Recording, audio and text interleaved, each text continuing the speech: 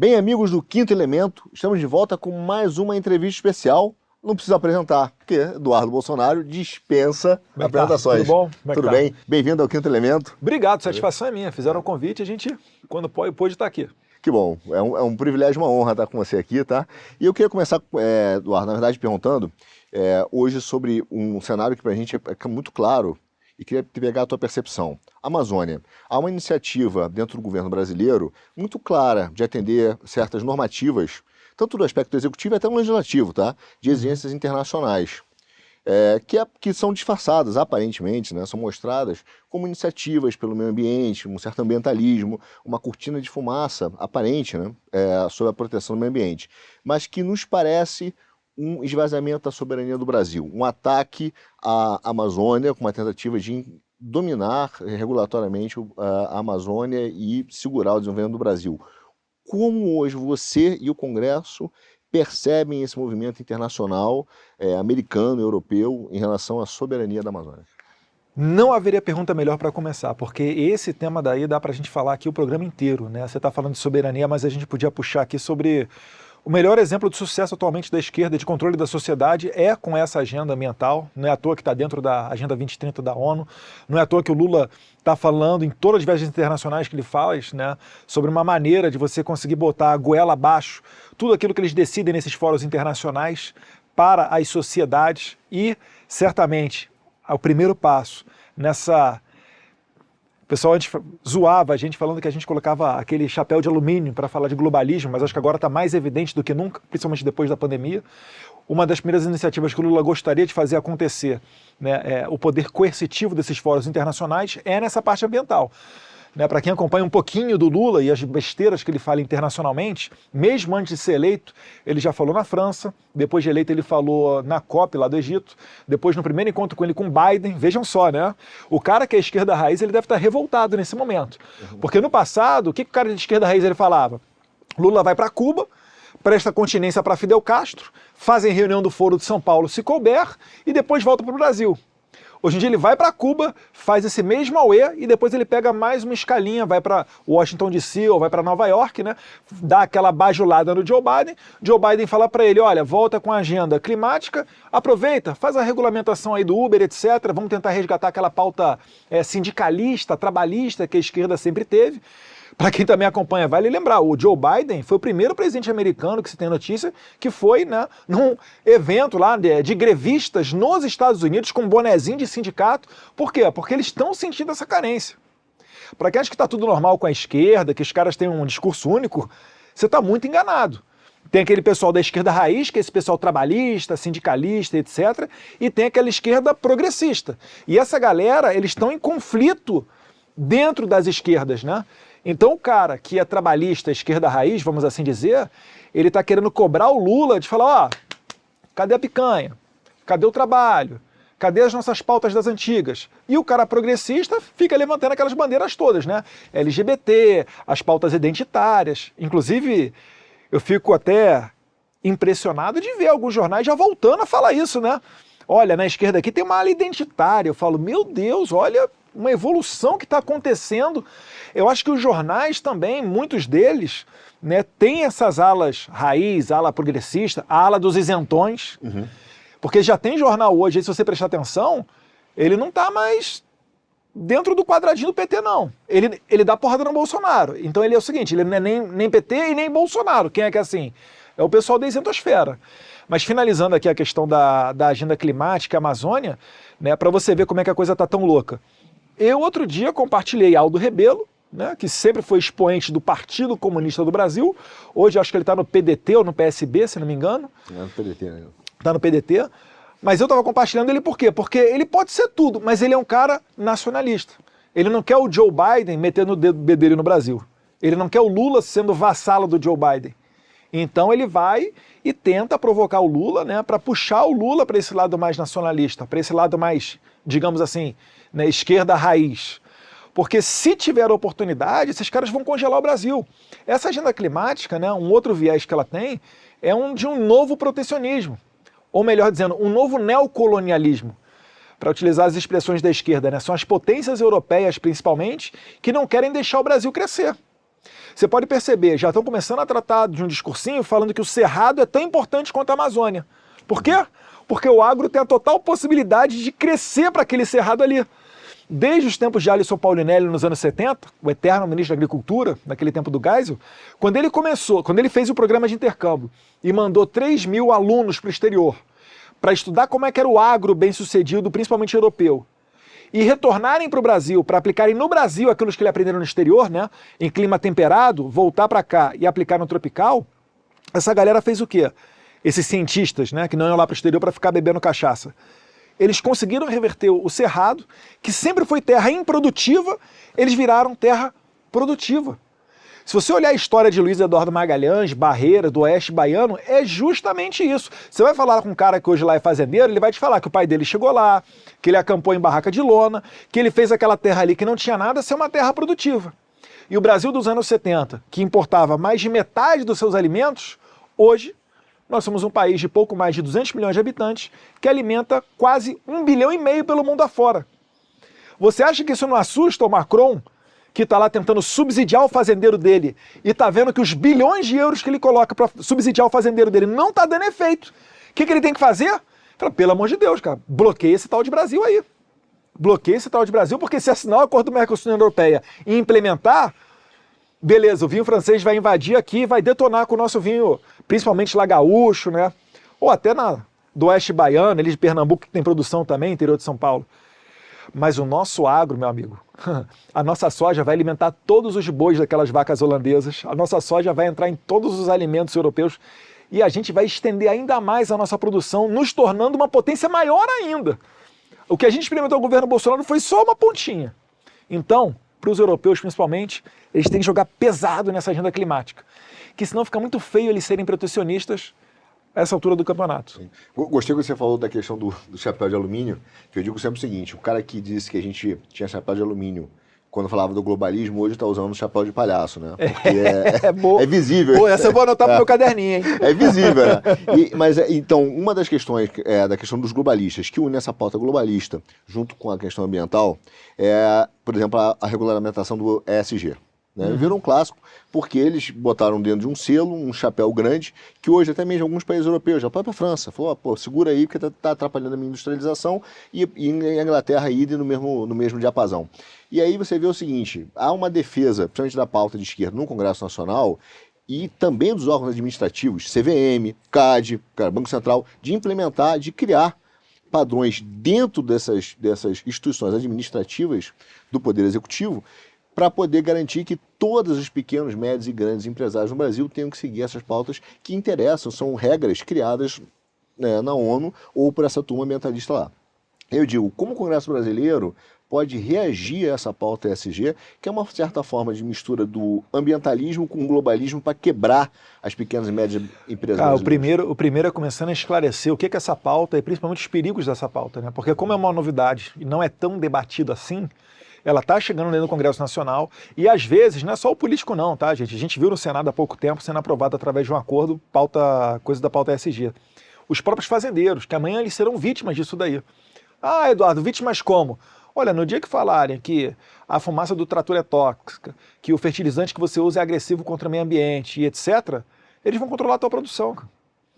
Se você parar para ver, né, as pautas aí do Schwab, lá do World Economic Forum, elas foram aplicadas no Sri Lanka. Deu aquele problema todo no Sri Lanka. Agora estão colocando para cima da Holanda. A Holanda é um dos maiores exportadores do mundo de agro também. O pessoal está falando o seguinte, vamos sufocar o fazendeiro para preservar o meio ambiente, como se fossem pautas que não desse para você casar. É por isso que deu essa repercussão toda lá na Holanda, e é por isso que o Partido dos Fazendeiros na Holanda conseguiu fazer maioria do Senado. É mais ou menos aquela história de 2018 do PSL com Bolsonaro. Partido que tinha 3 deputados federais saltou para 52. Lá na Holanda também teve isso, só que foi maior ainda. E aqui no Brasil a galera não sabe. Então é importante a gente ter essas conexões internacionais para falar que esse negócio do ESG está dando problema na Europa forte. Às vezes só chega a imagem, né, dos tratoraços na Alemanha, né, na Holanda, Mas isso daí é porque está sendo uma realidade mais forte lá, mas está chegando para cá também. Nos Estados Unidos tem um Green Deal, que querem colocar para lá, que vai ferrar com o fazendeiro americano. Então a gente tem que primeiro alertar para dizer o seguinte, é muito perigoso você fazer, né? Antes o Karl Marx ele tentou trocar.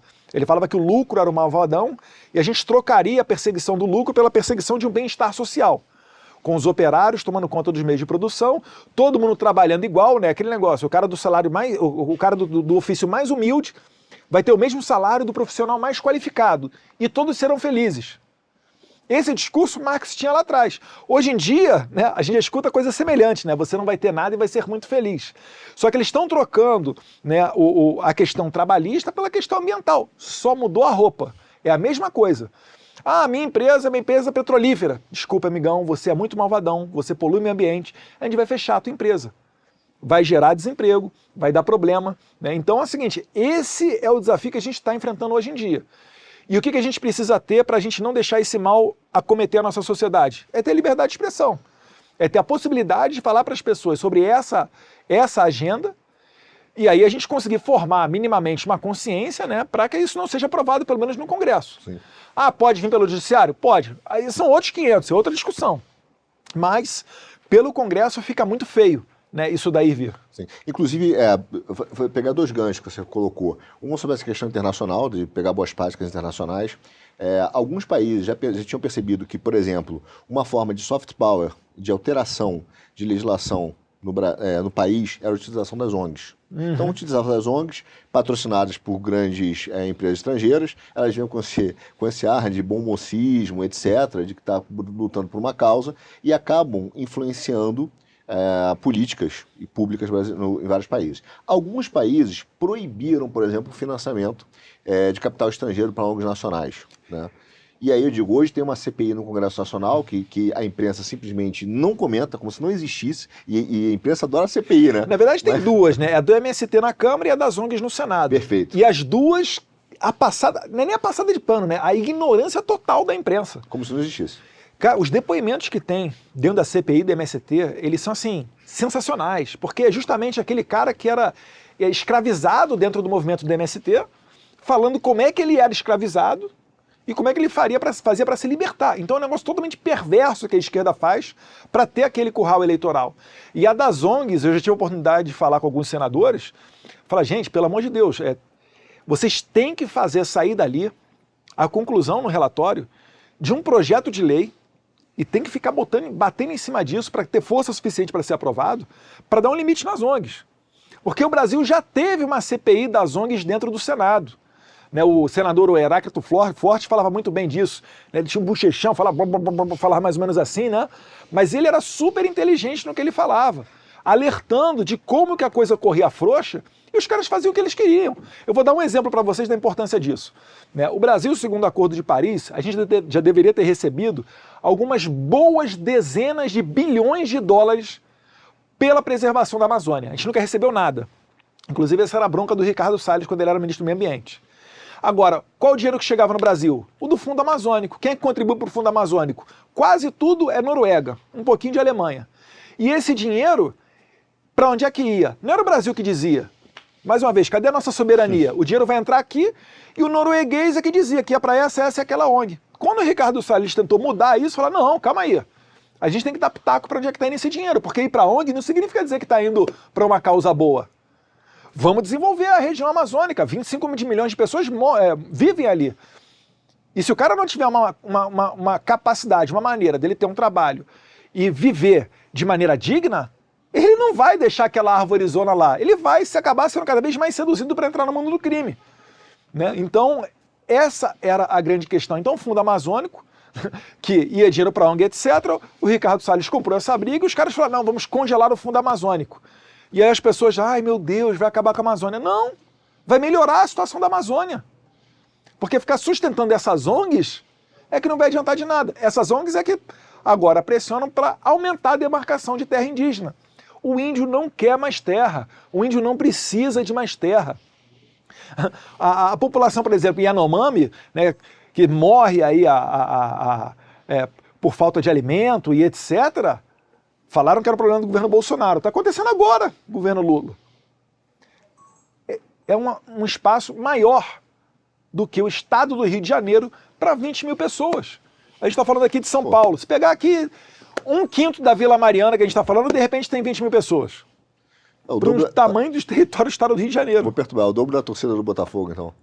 Quase isso, quase isso. Então, Eduardo, mas olha só, é bom botar esses pontos, porque a gente está sendo vários flancos de ataque, né? Um deles, por exemplo, pelo menos essa é uma visão agora realmente muito pessoal de como eu vejo o cenário. Ele conjuga dois institutos. Por exemplo, hoje você tem no Congresso uma projeto de lei que é a revisão do Instituto de Arbitragem. Eu acho que veio de uma deputada do sul do Paraná, posso ser enganado, mas ela está revisando a lei de arbitragem, que virou uma grande panelinha, né? E criou um sistema judiciário paralelo que foi capturado por alguns grandes escritórios. E aí a arbitragem ela é um método de resolução de conflito, sem dúvida mais eficiente, mais célere, mas ele, de certa forma, corre a látera do sistema judicial brasileiro. Ele tem a possibilidade de ter certa flexibilidade.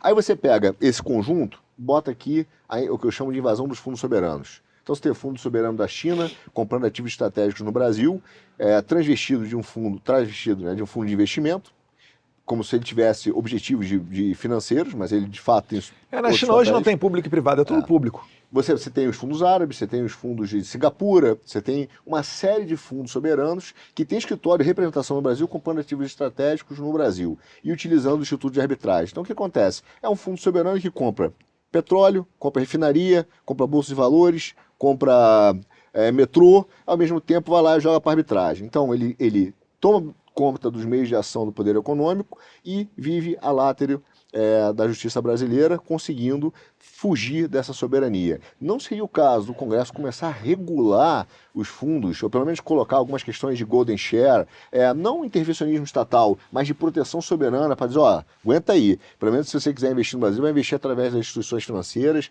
reguladas no Brasil e não ter o seu próprio escritório, né? Como você vê isso? Tem um assessor especial de assuntos internacionais da presidência durante o governo Bolsonaro que queria copiar os Estados Unidos e criar um comitê que poderia avaliar esses investimentos com poder de veto.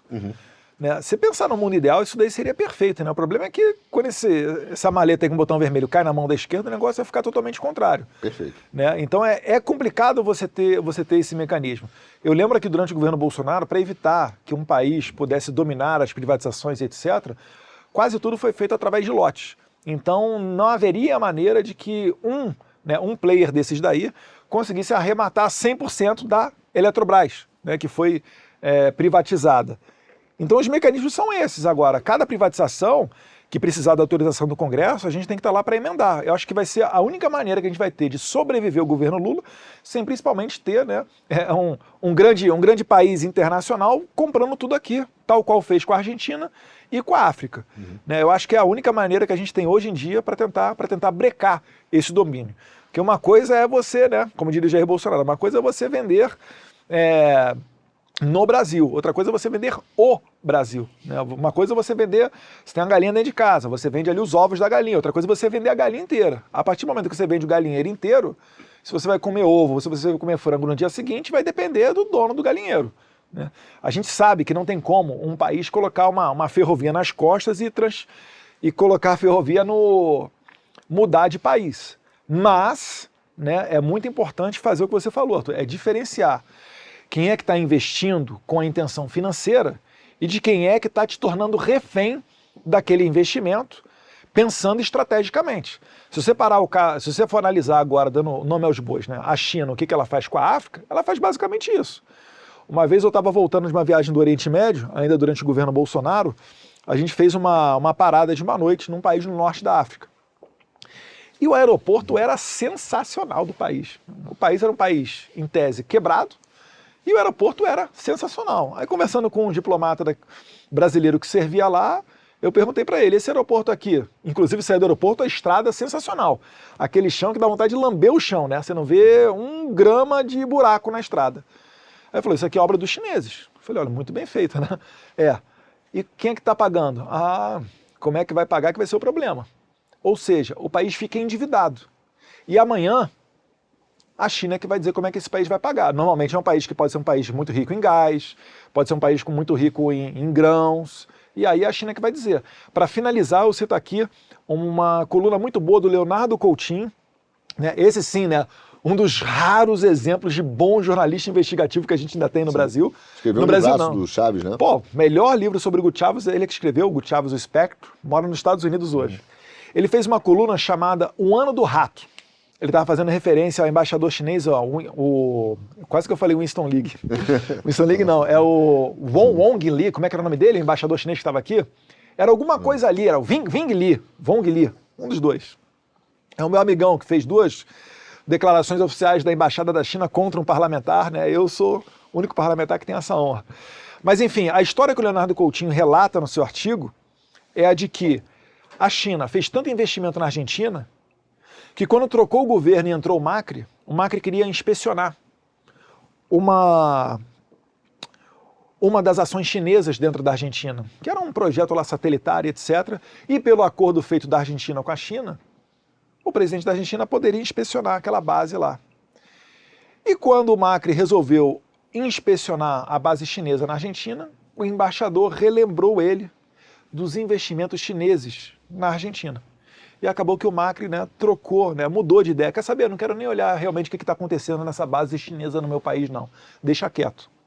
Esse foi o embaixador chinês que foi enviado para o Brasil depois da eleição do Bolsonaro. Por isso que a gente teve tanto problema aqui, né? Porque ele queria fazer do Brasil uma nova Argentina. E o governo Bolsonaro estava sendo empecilho para isso. Nesse sentido, eu queria falar um pouco da nossa política, não que a gente tenha falado, né, mas de uma forma mais ampla, principalmente da formação dessa base que é clara, para mim, não só no Brasil, e no Brasil especificamente, mas o movimento mundial do que a gente chama de um conservadorismo, de uma tradição que está sendo estabelecida, né, voltando.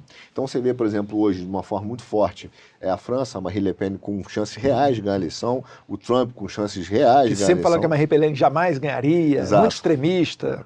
Quer dizer, há um crescimento. Muitos atribuem, e eu acho que você tocou nesse ponto no início da entrevista, esse crescimento a exatamente o abandono da classe trabalhadora, né, tradicional, que é o cara que trabalha, tem um filho, que é o filho no colégio, que é o filho menino, a filha menina, né, que até a mulher dele vê o jogo de futebol domingo, e de repente esse cara é abandonado por essa nova corrente do novo progressismo, que acabou formando a agenda woke. Esse cara é abandonado, né, e há uma divisão, até assim, teoricamente, né, se fala. Ele assim, foi abandonado porque o pessoal da esquerda não conseguia mais enxergar no operário o elemento para fazer a revolução que eles queriam. Exato. Que quando o operário começa a trabalhar, comprar uma geladeira, ele começa a perceber que se ele pegar um financiamento, abrir uma lojinha aqui, uma padaria aqui, esse cara vai esquecer a revolução. Sim. É isso, e aí ele deixou de ser um instrumento, e aí criaram, até um filósofo marxista raiz francês, chamado Jean-Paul Michéard, e aí eu digo para o algoritmo e digo para os haters, né? A frase do Jean-Paul Michéard, ele fala que o trans é um novo agente revolucionário da esquerda, porque o operário deixou de ser. E aí ele faz essa crítica, né? Porque agora não existe mais consciência de classe marxista, consciência identitária, não existe mais o conceito de emancipação social, o conceito agora de representatividade e diversidade. Mas então assim, você vê um movimento claro. Eu me lembro que uma vez eu estava num evento em Portugal, há pouco tempo, foi em dezembro, e entrei no restaurante, e aí tinha um maître, e o restaurante, a porta era no meio. E aí eu virei e falei assim, olha, eu tô com 5 pessoas, eu queria uma mesa para 5, etc. Ele falou, temos mesa para 5. Eu falei, à direita ou à esquerda? E ele virou e falou assim, em português de Portugal, que eu não sei imitar, não vou fazer isso, mas ele virou e falou assim, olha, aqui não temos mesa à esquerda. Ou nós temos mesa direita ou extrema direita. E aquilo me chamou a atenção de que o cara era um maître, quer dizer, uma classe trabalhadora. Era o eleitor do Chega. Exatamente. E aí ele vira e fala assim, ó, é o que está acontecendo. E a gente vê esse movimento, quer dizer, hoje o público, né, o eleitor mundial da direita tem sido a classe trabalhadora que quer emprego, cara, quer tradição, quer defender os valores nacionais, quer a volta de ser visto como pai de família montada, né, que é a normalidade. Organização. Então você vê esse movimento claro, assim, não só no Brasil, mas no mundo. Você acompanha, acha que é direita. E agora, né, ontem, o Equador, a esquerda perdeu a eleição no Equador, né? Então, assim, você está vendo, há um movimento. Esse movimento na sua visão, Eduardo, também atraído, né, ou sustentado por essa classe trabalhadora que agora deu a guinada, acordou, abriu os olhos, acordou e está vindo para a Eu não tenho sombra de dúvida disso daí, né? Era muito fácil você emboscar esse pessoal quando você tinha um controle da imprensa, principalmente, né? Ainda tem muita coisa a ser feita no esclarecimento da população. É por isso que eles se preocupam tanto em uma das principais agendas deles, se você for ver. O que o governo Lula tratou de fazer no primeiro semestre do seu governo? PL 2630. Porque se você conseguir controlar a internet, é claro, eles vão usar palavras fofinhas, é para democratizar, etc. Mas se você conseguir controlar a internet, o que vai acontecer? A gente vai retroagir, né? A gente vai regredir dos anos 90 para trás. E aí o que ele vai fazer? Ele vai dar um dinheirão para os grandes meios de comunicação, todo mundo vai falar bem dele, ou aquilo que interessa a ele, e nós na internet a gente não poderia falar nada. Então, o advento da internet acabou acelerando, né, a nos colocar nesse patamar que a gente está hoje, que você acabou de descrever. Né? O cara, quantas vezes eu já não vi, até hoje acontece. O cara chega e fala, Eduardo, né, no passado era mais com meu pai, quando eu acompanhava ele. Quando eu vi um cara do PCdoB dar um cartão pro meu pai, depois de tirar uma foto com ele, eu falei assim, agora ele vai ser eleito presidente. Uhum. Se o cara do PCdoB tá votando no Jair Bolsonaro, eu falei, acabou o jogo. Inclusive meu pai, ele conta um desses relatos. Ele fala uma vez que o cara deu cartão para ele, ele voltou no cara e falou, vem cá, você sabe quem eu sou? Porque era antes de 2018, né? Uhum. Você sabe quem eu sou, cara? Sei, o Jair Bolsonaro, deputado federal. Mas você me deu um cartão, você é do PCdoB. Ele, sou do PCdoB. Mas eu quero é você de... Enfim, rasgou elogio para eles. E eu tô falando que se repete a todo momento, porque não tem 3 semanas aí que eu, na Câmara dos Deputados, um prefeito, também do PCdoB, do Nordeste, veio bater a foto comigo, me deu o cartão, eu tive até um déjà vu na hora. Falei, PCdoB de novo. Falei, nossa, o Aldo Ribeiro tá fazendo escola ali, né? O pessoal realmente tá virando nacionalista mesmo. Mas enfim, isso daí mostra que tem muita gente que é mal informada, que é ignorante, que é massa de manobra. Se essa pessoa não for aquele doente mental daquele militante que vai morrer gaga repetindo aquelas asneiras de esquerda, se essa pessoa minimamente estiver aberta a ouvir novas ideias, vale a pena você debater, discutir com ela, que ela vai acabar vindo para o seu lado. Então, eu tenho muita esperança de que a gente consiga fazer essa revolução, né, no bom sentido, e o mundo está dando sinais disso. Né? Há pouco tempo atrás o pessoal falava que tinha um domínio de esquerda na América Latina, perdemos tudo, voltou a ser o Foro de São Paulo, meu Deus. Eu falo, calma, amigão. O Equador, né, agora com a eleição do Noboa, né, tá até mais claro ainda, mas o Equador, o Uruguai e o Paraguai não tinham caído na garra das esquerdas. A Argentina esse ano vai mudar. Muito provavelmente será o Javier Milei. Tá? O Chile, assim, o caminho está asfaltado para o próximo presidente ser José Antônio Kast, do Partido Republicano. A história do Chile também é sensacional, tem que ser inspiradora para nós brasileiros. Colômbia, o presidente Petro lá está com o mesmo problema do Boric no Chile, que é o quê? São presidentes de esquerda, recém-eleitos, com uma reprovação, uma rejeição altíssima no começo de governo. Biden, a mesma coisa. Então olha o cenário que a gente está pintando. Equador, Paraguai, acabou de ser eleito lá o Penha, de direita, né? Uruguai, vamos ver se o Lacalipó vai fazer o sucessor dele. Argentina, Chile, Estados Unidos. A eleição de 2026 vai chegar e só o Brasil vai estar pintado de vermelhinho, se o Lula resistir até lá, né? Deus queira que não. Mas então esse movimento pode ter certeza que ele é internacional. Quando eu fui à Espanha, eu visitei os colegas lá do partido Vox. O Vox é um exemplo de partido. Tem lá a Gaceta de Iberosfera, da Iberosfera. Eles têm a Fundação de Censo, que já fez documentário sobre o Foro de São Paulo. Eles têm um partido que realmente tem uma diretriz, um posicionamento. Ali no vizinho deles em Portugal tem o Chega, que já é a terceira força de Portugal, um partido também que eleição após eleição só vem subindo. Você citou a Marine Le Pen com chances reais de vitória numa próxima eleição na França. Você tem na Holanda um partido que saiu do zero, o Partido dos Fazendeiros, e se tornou a maior bancada do Senado holandês. Então pode ter certeza que, ainda que nós não sejamos tão organizados quanto a esquerda, esse movimento espontâneo está resgatando o conservadorismo em nível mundial. Eu quero pegar esse ponto, que você falou do Milei. Outro dia eu fiz um vídeo, cara, cometi uma gafe danada, ninguém notou, porque é pior ainda. Pô, chamei o Milei de Miele, senhor do Miele, cantor das mulheres, tá, chamei o cara de Miele.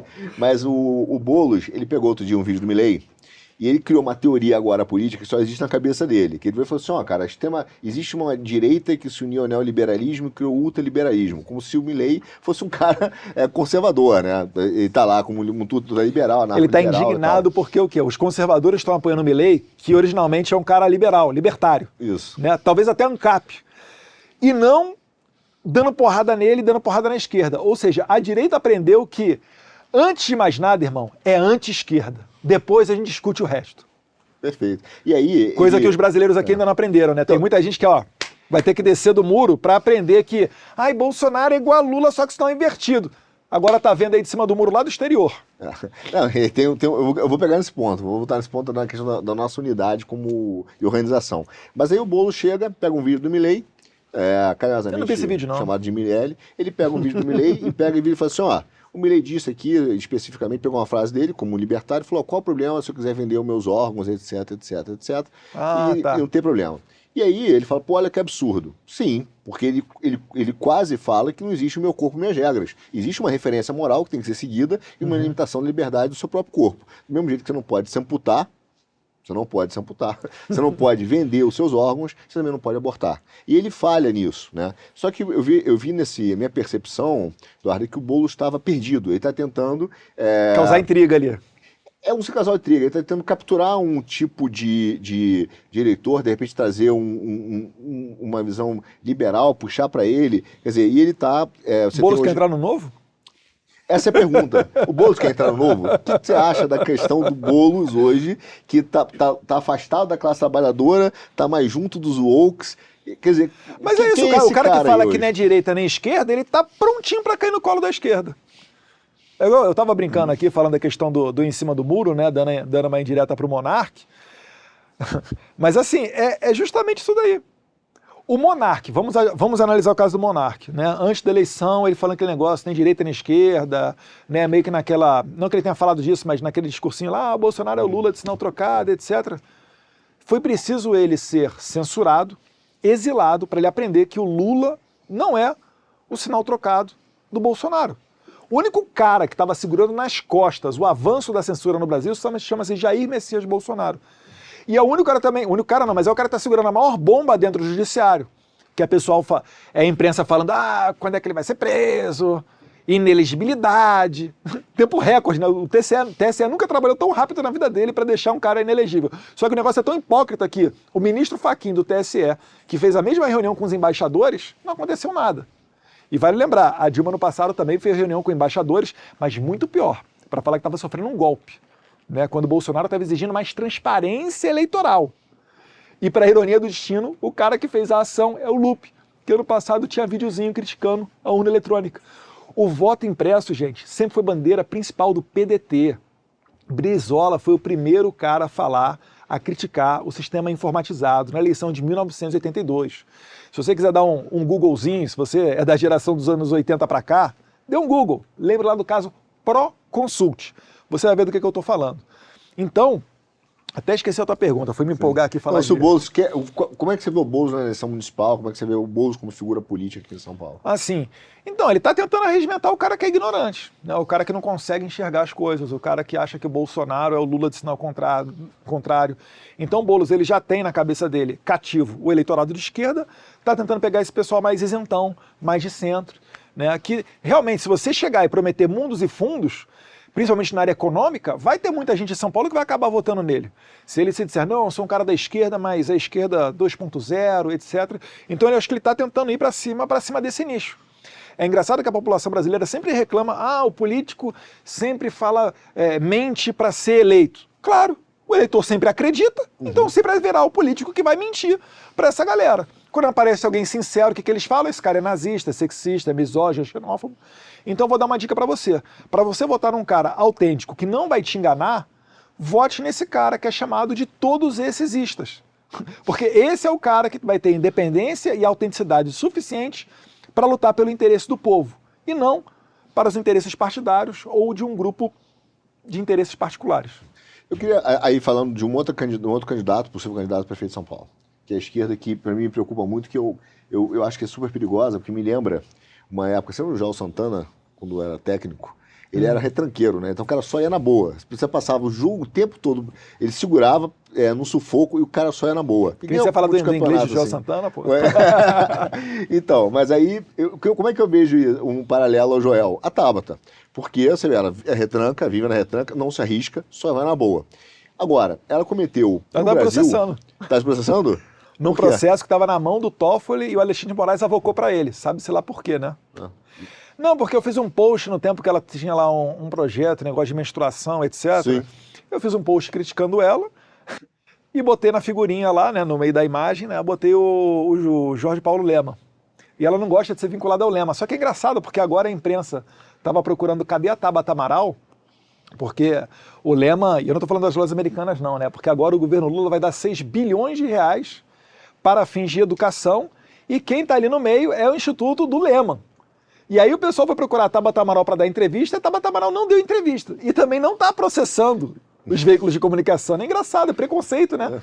Contra o Bolsonaro, né? Antidireita. Então, eu ia te perguntar isso, quer dizer, ela tem um teflon danado, porque, pô, ela inclusive, ela durante a pandemia, ela foi inclusive relatora no projeto da Câmara, que ela defendeu a compra de iPads, né, de tablets, para ser mais preciso, para as escolas brasileiras. Naquela época, Eduardo, já existiam relatórios que mostravam que os tablets estavam sendo prejudiciais para o ensino de crianças na Europa. E ela e a Priscila Cruz, do Todos pela Educação, se basearam, inclusive, como parâmetro na Finlândia. Né? Aí eu brinco assim, pô, podia trazer o PIB, podia trazer um pouquinho do clima de vez em quando. Não, mas só traz o tablet. Ok.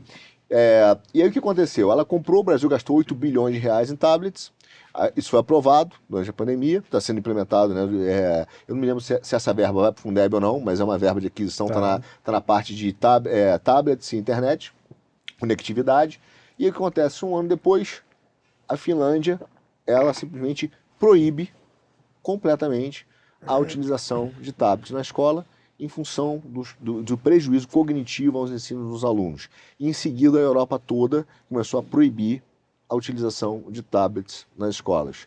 E a imprensa olha e fala assim, cara, nada acontece, não tem uma crítica em relação a ela, e ela tem um teflon de que isso não é sequer direcionado para ela, como se ela não tivesse responsabilidade nenhuma. Mas eu vou te falar, é porque eu acho que ela ainda é muito pequena, né? As pessoas não conhecem ela não tem tanta audiência, em que pese o pessoal está por trás dela, é muito poderoso, né? Um grupo ali do pessoal do Renova, etc. Foi o Felipe Rigoni, né, que não está mais na Câmara, o Mitrô também. Mas é o seguinte, né? Ela tem... O pessoal da retaguarda dela é muito poderoso. Então sempre tem essa expectativa de que ela uma hora vai despontar. Ainda não aconteceu. Eu mesmo, às vezes, eu vejo ela e falo, cara, não vou entrar com treta com ela nisso daqui, porque ela vai muito mais ganhar do que eu. Sem dúvida. Né? Para ela vai interessar, porque ela não é, assim, modéstia à parte, ela não é tão conhecida quanto nós, ela não tem tantos seguidores nas redes sociais quanto nós. Então eu deixo ela falando lá e ela tentando se criar. Mas em algum momento, esse perfil, principalmente em São Paulo, acaba virando, acaba tendo ascensão. Mas no dia que ela tiver ascensão, essas perguntas vão retornar, né, cada vez mais fortes. Né? Cadê você quando o Lehman está gerenciando 6 bilhões de reais? Ah, mas eu não tenho nada com ele. Então como é que o pessoal... Porque a onda dela é dizer que ela era origem humilde. Que origem humilde é essa? O pobre... Perguntar aqui, o Gil Diniz está aqui, o pobre de São Mateus, da favela lá, vai estudar nos Estados Unidos? Então calma lá, vamos botar os pingos nos is aí e contar essa história de maneira correta. Uma hora vai chegar o momento de falar... Tirar foto com Obama. Vai chegar a hora dela contar a história dela. Sim. E aí eu queria voltar a um ponto que você colocou da unidade da direita. Eu sempre digo, né, porque eu estou na sua frente, já disse em N programas que você aqui, quer unir a direita. Não. Eu sempre disse que existe a única pessoa que tem voto no Brasil, se chama Jair Messias Bolsonaro. E ele é o cara que, de fato, é o referencial, é o único que é capaz de dar corpo e unidade à direita no Brasil. O resto, e a minha impressão, Eduardo, é que você teve uma porção de gente que quis furar a fila, entendeu? Tava do lado, quis dar o famoso totó, sair, ó, eu vou furar a fila aqui, vou já querer pegar uma rebarba do presidente. O pessoal às vezes tem uma vontade de chegar ao poder que eu não consigo entender, cara. Pois é, você não acha que uma das melhores coisas que aconteceu na minha vida. Hierarquia na nossa... O entendimento que existe, que política tem vez, tem fila, tem ordem... Vamos lá, às vezes o pessoal fala que a esquerda é organizada e a direita não. Até determinado ponto, isso aí tá certo. Mas como é que a esquerda tem essa hierarquia toda? É todo mundo de rabo preso, gente. O cara que não interessa, o cara que tenta, lá da base, que tenta se rebelar contra uma figura maior dentro da hierarquia da esquerda, o futuro desse cara, é Celso Daniel, né? É acabar sendo preso. Porque eles têm essa hierarquia, essa hierarquia forte, mas o pessoal todo ali tem rabo preso. É o código do crime, né? É o código do crime. Código de ética do crime. Não vou dar nome aos bois, mas certa vez numa eleição da Câmara, a condição sine qua non para a indicação do vice-presidente era o cara estar envolvido no Lava Jato. Por quê? Porque o cara tendo envolvido, ele vai ter que comer na mão de algum peixe grande. E aí eu não estou falando do judiciário não, tá? O judiciário é só meio para cumprir para cumprir a ameaça, né? Acho que hoje em dia ninguém mais acha que o judiciário é um mero executor das leis, né? Acho que todo mundo está na mesma página que a gente aqui e sabe que o judiciário é um fator político, né? Tanto é um fator político que cada vez mais os ministros do STF e de outros tribunais, eles estão tomando porrada igual o político toma. Seria esquizofrenia achar que o judiciário invadiria a esfera do legislativo, que é a esfera política, e não apanharia igual o deputado. E você vai na rua, você fala, pô, pergunta o que é deputado, o pessoal vai xingar de tudo quanto é nome. E ele acha o quê? Que ele juiz vai sair na rua e vão só elogiar ele?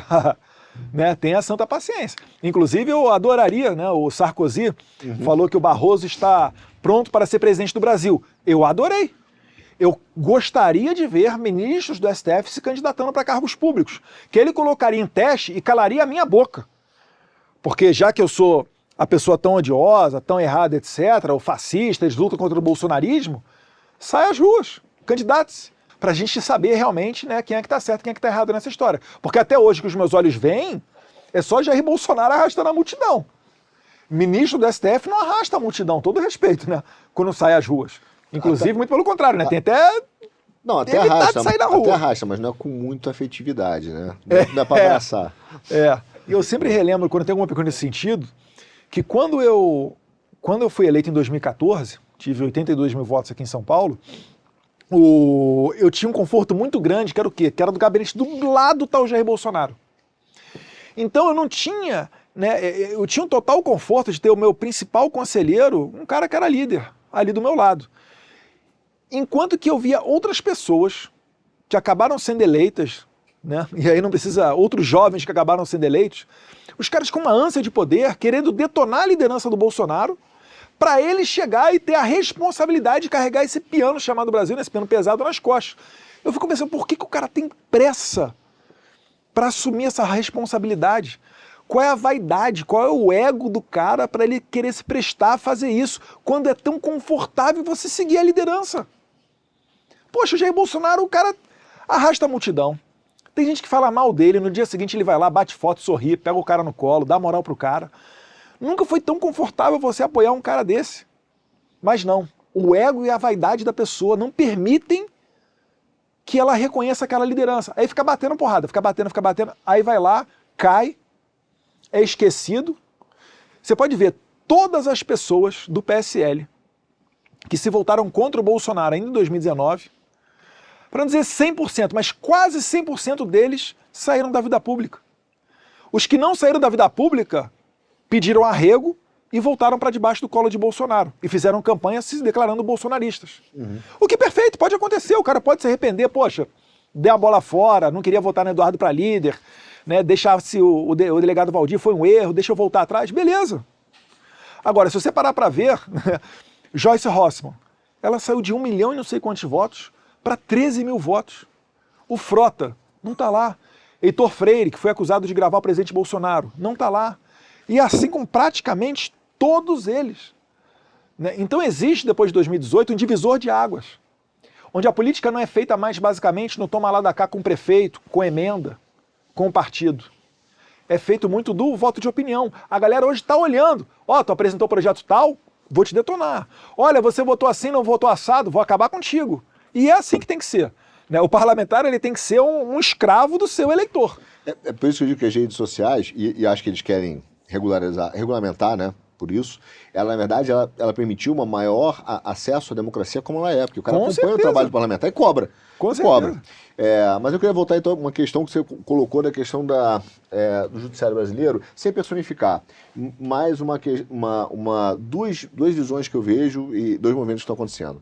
Então, a primeira pergunta que eu quero te fazer, vou fazer em duas, muito objetiva como é que está o status disso na Câmara? Há essa discussão, o Lira vê isso como prioridade, é a solução para resolver o problema do toma lá da cá ou não? E a segunda, não seria, já que a gente está tendo uma PEC que quer colocar limite, né, no prazo, mandato no Supremo, não seria uma discussão talvez mais eficiente, mais profunda, a gente discutir os limites do controle de constitucionalidade? Exemplo, na Holanda, um jurista teólogo, foi primeiro-ministro... Mas hoje já existe esse limite. Mas não vamos deixar mais claro? Por exemplo, o artigo 104... Mas a única maneira de você fazer cumprir a Constituição é um Senado independente. Enquanto o Senado falar amém para a STF, você pode falar o que for. A gente tem lá no artigo 53, né, imunidade parlamentar. Deputados e senadores são invioláveis por quaisquer palavras, opiniões e votos. Tem um cara na cadeia hoje. Daniel Silveira está na cadeia. Não deveria estar por conta de já haver esse artigo, não deveria estar porque deputado só pode ser preso em flagrante delito de crime inafiançável, não deveria estar porque não foi um crime cometido dentro do STF, não deveria estar porque recebeu o indulto presidencial, né, a graça. Então é o seguinte, eu não acredito que uma reforma da Constituição vá fazer o jogo valer.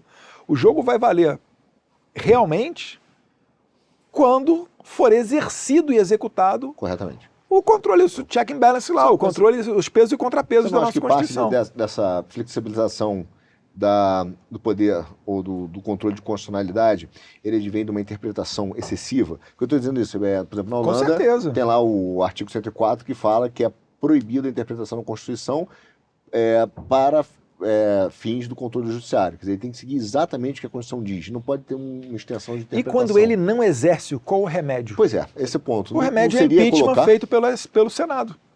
Enquanto o presidente do Senado ele está achando que vai causar uma rusga maior, vai causar instabilidade, etc., vai continuar acontecendo isso daí. Não seria bom, de repente, ter uma Câmara Revisora, como sugerem, de repente, analisar essas decisões do STF que não seguem e acabam sendo interpretativas ou hermenêuticas em excesso e aí tornarem válidas? Quem é que sugeriu um projeto desse daí na Câmara? Porque na Câmara a gente tem um remédio que se chama Projeto de Decreto Legislativo. PDL, a gente fala PDL. Para que serve um PDL? O PDL serve para sustar qualquer medida infralegal. Quais são as medidas infralegais? É uma resolução da ANAC, é uma instrução normativa da PF, é uma portaria presidencial, é um decreto presidencial. Todas essas normas, elas estão sujeitas a sofrer um PDL. Então, vamos pegar o caso de 2019. O presidente Bolsonaro fez um novo decreto presidencial sobre armas. Os senadores fizeram um PDL e derrubaram o decreto do presidente Bolsonaro sobre armas de fogo. Eu não quero falar o nome de quem foi para não incorrer em erro, mas dentro da Câmara dos Deputados tinha gente falando o seguinte: vamos aumentar o PDL não apenas para as normativas infralegais, mas também para as decisões judiciais. Então, o que acontece? Ao invés do Supremo Tribunal dar a última palavra, né, sobre aborto, de permitir que a Câmara e o Senado revisassem aquela decisão do STF quando entendessem ser constitucional, algo fora da Constituição. Ao me ver, isso é interessantíssimo. No passado foi tentado, tá? Teve um embate entre o Congresso e o STF, estou falando de mais de 15 anos atrás, tá, gente? E isso quem me contou foi um assessor legislativo.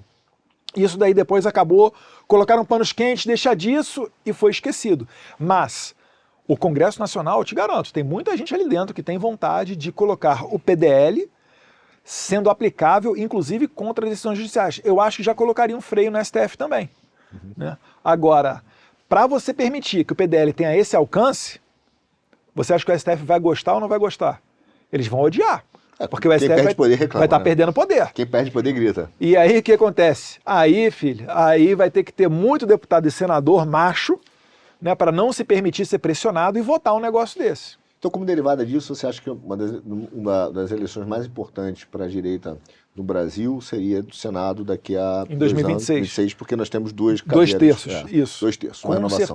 Com certeza. Essa deveria ser um instrumento para garantir, pelo menos, uma independência do Congresso Nacional, que não seja uma subserviência por causa de rabos presos. Sim, com certeza.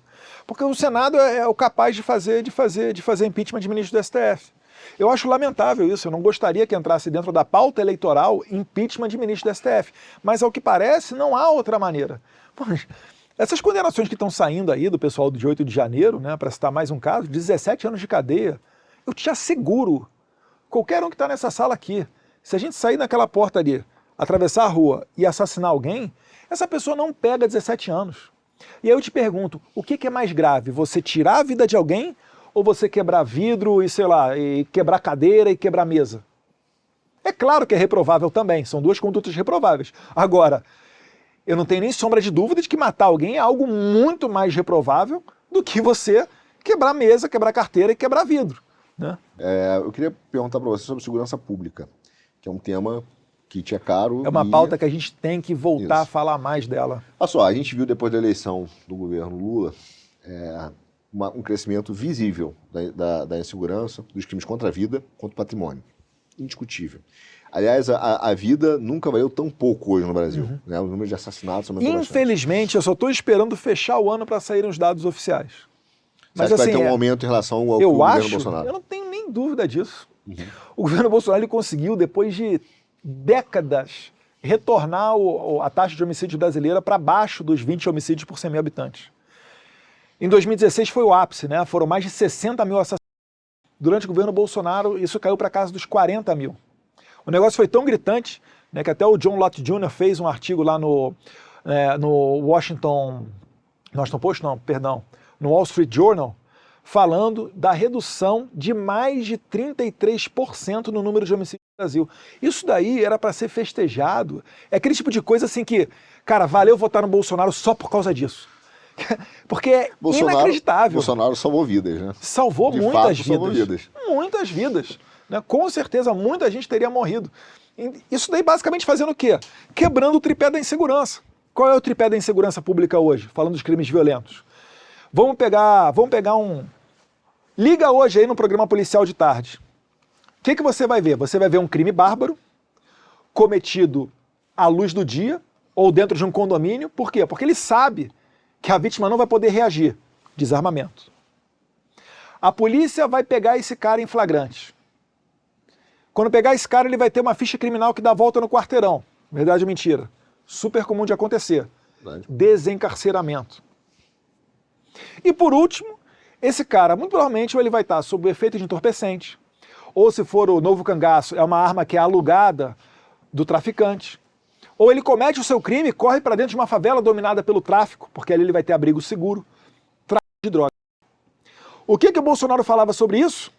Desencarceramento. A melhor coisa que tem é o presídio de Pedrinhas. Não quer ir para lá, é só não cometer, não sequestrar, não acabou e foda. Desarmamento. O que o Bolsonaro fez? O bandido já tem arma. Ele deu a chance da pessoa se defender a sua família, dando uma possibilidade, ainda que cara, tá? Mas dele ter uma pistolinha ou um revólver em casa. E o tráfico de droga foi o fim dos diálogos cabulosos e as apreensões recordes do tráfico de droga, né? Empoderando, para utilizar um termo da esquerda, né, a polícia e as forças de segurança. Bolsonaro, atacando esse tripé, conseguiu fazer uma redução inédita, histórica, da maior queda da história desse país em número de assassinatos. O que o governo Lula faz nessas três pautas? Continua lutando sobre desencarceramento, mesmo que sofrendo na pele. Para bom entendedor, pingo aí. Tráfico de drogas, que é a legalização do tráfico de drogas. Adoram o Petro lá da Colômbia, né? O idiota que falou na ONU qual é a diferença de, né, que é mais nocivo para a saúde, né? A droga ou o carbono, o petróleo.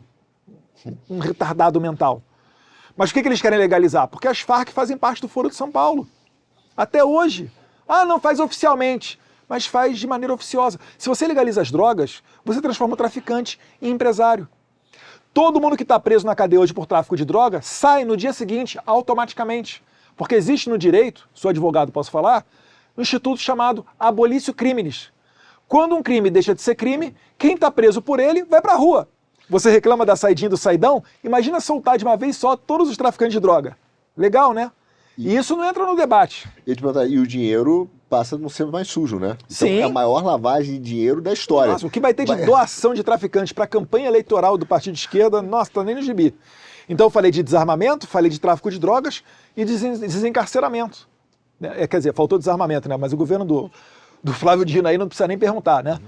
O cara, ele não se preocupa com a arma do traficante. É claro, ele entra no local dominado pelo tráfico como, né, parece quem vai comprar pão na padaria. Então, essas são as razões lógicas que eu não preciso ver sair o resultado anual do número de homicídios para saber que vai piorar. O homicídio é o crime referência, mas todos os outros, né, roubo de carga, etc. Quando saiu a eleição do Lula, em que parece ter sido proibido da gente mostrar nas redes sociais as imagens dos presídios comemorando, circulou nos zaps da galera toda. Um vagabundo com arma, né, comemorando, né, baile funk, né, pessoal de fuzil fazendo musiquinha contra o Bolsonaro, enfim. Então, o crime organizado, além desse impacto direto na população, tem uma coisa que tem preocupado muito. O PCC, por exemplo, ele tem utilizado de alguns instrumentos de políticas públicas para se infiltrar no Estado. Exemplo, o cara pega lá um garoto, antigamente ele patrocinava o garoto para o garoto fazer uma faculdade de Direito e advogar para ele, né? Sim. Hoje em dia ele está usando, termina a faculdade de Direito, ele usa a política de cotas para botar o garoto não só na universidade, mas na universidade para poder entrar como cota em concurso público para juiz, promotor. Ou seja, já não são raros os casos de pessoas que são criadas por um crime organizado dessa capacidade de planejamento, né, a ponto do cara falar, olha, eu vou te botar não mais como meu advogado, não, vou te botar como juiz, vou te botar na promotoria. Então, há uma contaminação, uma corrosão da democracia e do Estado causada pelo crime organizado. Não devia ser pauta nossa um pacto, eu não gosto de pacto supranacional, mas colocar como uma prioridade absoluta a destruição do crime organizado do Brasil, um combate mas isso daí não vai unir direita e esquerda, né?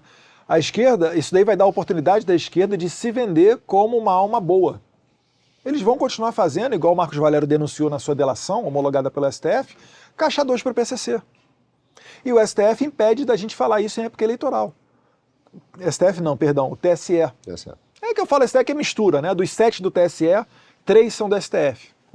Mas enfim, isso daí tem que ser uma pauta mais forte da direita, sim. Né? A gente tem que, de maneira mais organizada, conseguir pressionar dentro do Congresso Nacional. Isso daí é uma crítica válida para nós dentro do Congresso, que a gente já domina a Comissão de Segurança Pública. Na Comissão de Segurança Pública a gente convoca o Dino, né? Todos os projetos que a gente quer passam lá, porque realmente a gente domina, a gente acaba atropelando, mas falta ainda levar para dentro do plenário, né? É dizer, né? É copiar o pessoal, a pauta feminista. Tem as mulheres, né? Agora, graças a Deus que tem ali a Carol Detone, a Júlia Zanata, a Amália, e eles conseguem quebrar esse discurso, porque antigamente, quando era só Jandira Fegali, Maria do Rosário, botava em plenário e falava, não, é a pauta das mulheres. Pauta das mulheres, o escambau. Olha só como é que é importante você votar nas meninas da direita. Que, inclusive, a maior bancada feminina da Câmara é do PL, né, com a Bia Kicis, né, falei ali da Júlia Zanata, Coronel Fernando.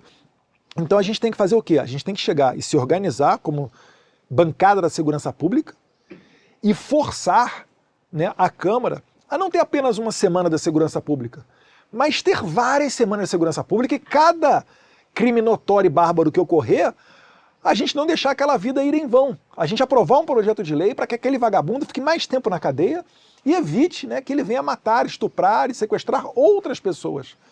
Porque só tem uma maneira de você reduzir o crime, que é combatendo. Se a gente pegar o exemplo lá do El Salvador, do Nayib Bukele, o que o Bukele fez? Né? Primeiro que ele conseguiu fazer o impeachment de 5 ministros do STF dele, né, do Conselho de Justiça. E no bolo ainda foi o PGR junto. Quando ele começou a fazer a asepsia dentro da casa dele, ele se juntou às Forças Armadas e à polícia, deu o respaldo a eles e começou a pegar vagabundo um atrás do outro. Ele criou hoje a prisão mais moderna da América Latina, com capacidade para mais de 40 mil presos, e hoje em dia, quem está preso não é mais a população de El Salvador, são o que eles chamam lá dos pandilheiros, né, os bandidos. Com o bandido preso, o que aconteceu? El Salvador é provavelmente hoje o país mais seguro da América Latina. El Salvador estava juntinho com o México, com a Venezuela, sempre no topo da criminalidade na América Latina. Hoje em dia, El Salvador está mais seguro do que a Suíça. Eu estou falando sério. Se você pegar os números, El Salvador hoje é mais seguro do que a Suíça. Eu estive recentemente lá. Tranquilo. Eu estive recentemente em Nova York. Meu alerta ligou igual meu alerta quando eu morava no Rio de Janeiro. Poxa, fui ali na Times Square com a minha esposa, né, com a minha filha, dei uma volta para 2 quarteirões para fora da Times Square, era só zumbi cruzando contigo. E o alerta, né, pô, um cara desse vai vir me roubar, um cara desse pode estar com uma faca, né, cheiro de maconha que tudo quanto é lado. Eu falei para minha esposa, eu falei, turismo em Nova York, esquece.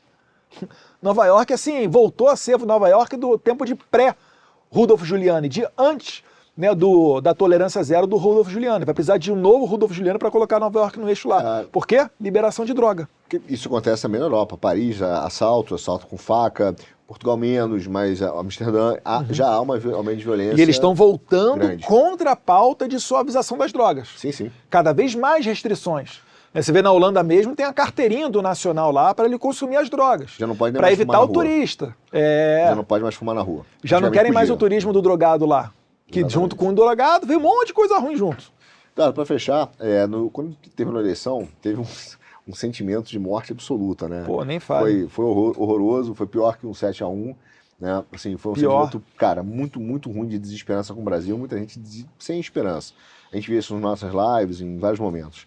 E eu acho que hoje a direita está mostrando uma força, está se fazendo presente. Não foi o 7-1, né? A gente perdeu, mas não foi o 7-1. Mostra que a base, o desejo do povo brasileiro ainda é muito forte e percebe-se o que é o desastre do governo da esquerda. E o Lula, ele é exatamente aquilo. Eu digo que o Lula foi, cara, o Lula está perfeito, porque ele está fazendo tudo aquilo que ele prometeu, destruindo o Brasil. Né? As pessoas não acreditavam. Muita gente falava assim, ele não vai fazer isso. E ele está fazendo. Então, eu acho que hoje nós temos um sopro de esperança. Dá uma mensagem de esperança para os nossos, não sei se são telespectadores, né? Os nossos internautas. Nossos internautas. Meus caros, se a gente não acreditasse no Brasil, nós teríamos sido os primeiros a sair desse país. A gente tem possibilidade de morar fora. A gente tem uma boa condição financeira, graças a Deus, e conseguiria fazer essa mudança. Mas não. A gente está aqui, a gente está segurando essa barra, o presidente Bolsonaro está aqui no Brasil, porque a gente acredita no país. O que vai acontecer? Eu não sei o que, eu não sei quando. Eu só sei o seguinte, a minha filha não vai entrar na escola menina e sair menino. O meu filho não vai ser doutrinado por professor, né, esquerdista ou professor maconheiro de história. Eu vou tomar conta da minha família e vou dar segurança para eles. Primeiro, manja, quando o avião está caindo, está faltando oxigênio, primeiro a máscara em você e depois você vai correr para colocar nos outros que precisam. Né? Na criancinha, no deficiente, no coleguinha do lado e etc. Então esse é o momento que a gente está vivendo no Brasil hoje. O avião está caindo, a gente primeiro está botando a máscara em nós e depois a gente vai botar a máscara nos outros. Ah, mas o avião vai cair, vai sobreviver? Eu não sei, eu vou trabalhar para que seja igual o do Rio Hudson, né? Para que aterrisse na água e todos saiam sãos e salvos.